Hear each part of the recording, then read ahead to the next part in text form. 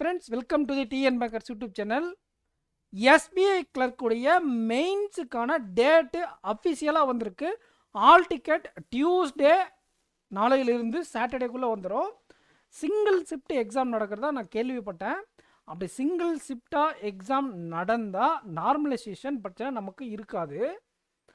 என்ன ஒரு பிரச்சனை இருக்குன்னா சென்டர், ஓகேங்களா, ஒரு 100 ஆஸ்பிரண்ட்ஸ் சேலத்தில் அப்ளை பண்ணியிருக்காங்க அப்படின்னா ஒரு 20 பேருக்கு நாமக்கல்லையோ இல்லை கொஞ்சம் தள்ளி இல்லை தருமபுரியில் போட்டாங்களே, பிலிம்ஸில் நிறைய பேருக்கு பசங்களுக்கு பூரா தருமபுரியில் போட்டாங்க.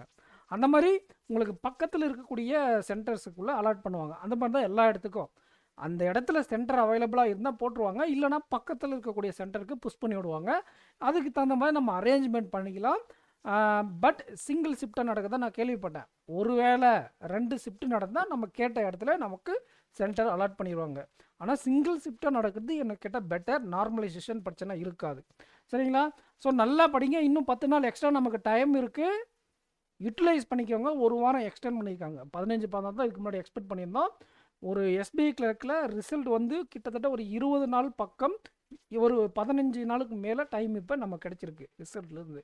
வழக்கமாக 10 நாள் தான் கிடைக்கும், 15-16 நாள் கிடைச்சிருக்குது. நம்ம யூட்டிலைஸ் பண்ணிக்கிட்டால் தான் கண்டிப்பாக இந்த எக்ஸாம் கிராக் பண்ண முடியும். All the best. நல்லா ப்ரிப்பேர் பண்ணுங்கள். All the best.